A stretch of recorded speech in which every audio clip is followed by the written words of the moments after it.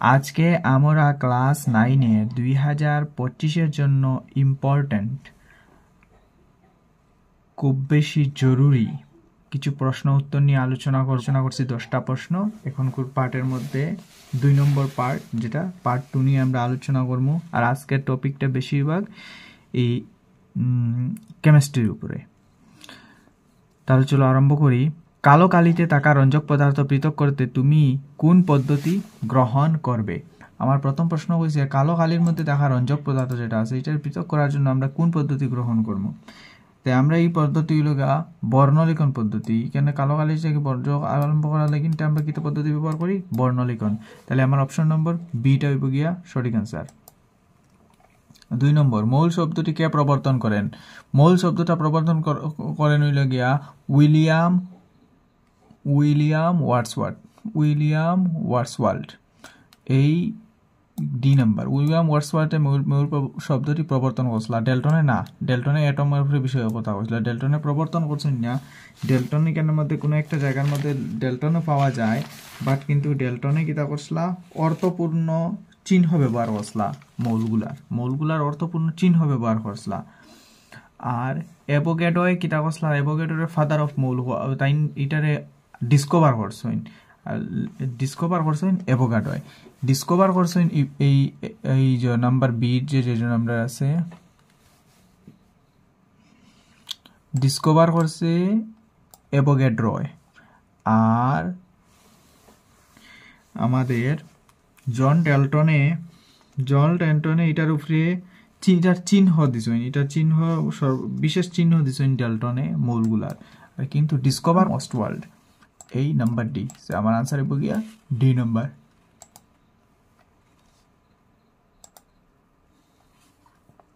Question number 3, পারমাণবিক ভর এককের প্রামাণ্য মৌল হিসাবে ব্যবহার করা হয়। তাই আমরা জানি কার্বনের 12 নম্বর, C12। সি মানে কার্বন, এখানে সি মানে হইল গিয়া কার্বন -12, এটা হইল আমরা ব্যবহার করি। নেক্সট প্রশ্ন, একটি পারমাণবিক যোজক কক্ষে থাকতে পারে ইলেকট্রনের সর্বোচ্চ সংখ্যা কি? কত? তো একটি পারমাণবিক যোজক সংখ্যা থাকতে পারে, পারমাণবিক সর্বোচ্চ সংখ্যা হইল গিয়া, পরমাণুর সর্বোচ্চ সংখ্যা হলো, ইলেকট্রনের সর্বোচ্চ সংখ্যা আমরা জানি 8টা।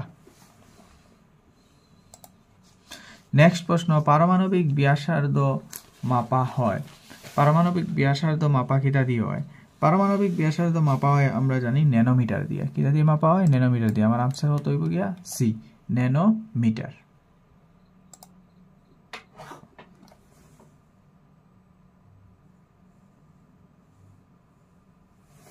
নেক্সট প্রশ্ন, হাইড্রোজেনের পারমাণবিক ব্যাসার্ধ কত? হাইড্রোজেনের পারমাণবিক ব্যাসার্ধ হইল গিয়া 10 - 10 হইল গিয়া হাইড্রোজেনের পারমাণবিক ব্যাসার্ধ। নেক্সট, জলের অণুর ব্যাসার্ধ কত? জলের অণুর ব্যাসার্ধ হইল গিয়া 10 - 9।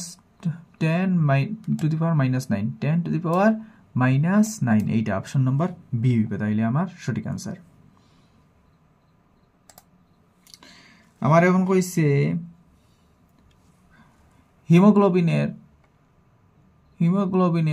ব্যাসার্ধ, অনুবিশ্বের ব্যাসার্ধ কত? হিমোগ্লোবিনের আণবিক ব্যাসার্ধ কত?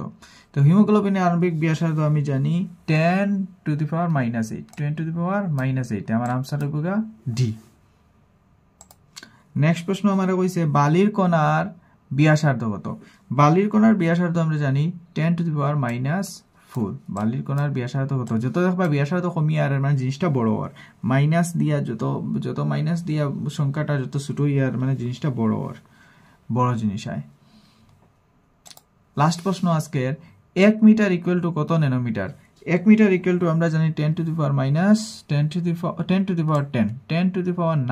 Nanometre. 10⁻9 nanometre. 1 metre equal to 10⁻9 nanometre. তাই আমার সঠিক আনসার হইব অপশন নাম্বার বি। আশা করি তোমরা একদম সহজ পদ্ধতির মধ্যে কিছু ইম্পর্টেন্ট প্রশ্ন পাইছো ক্লাস 9-এর সায়েন্সের, যেগুলো তোমাদের এক্সামের 2025-এর এক্সামের জন্য খুব বেশি জরুরি এবং গুরুত্বপূর্ণ। আজকে এখানে আমাদের চ্যাপ্টারটা শেষ। নেক্সটে আমরা আরও কিছু ইম্পর্টেন্ট প্রশ্ন নিয়ে আলোচনা করব।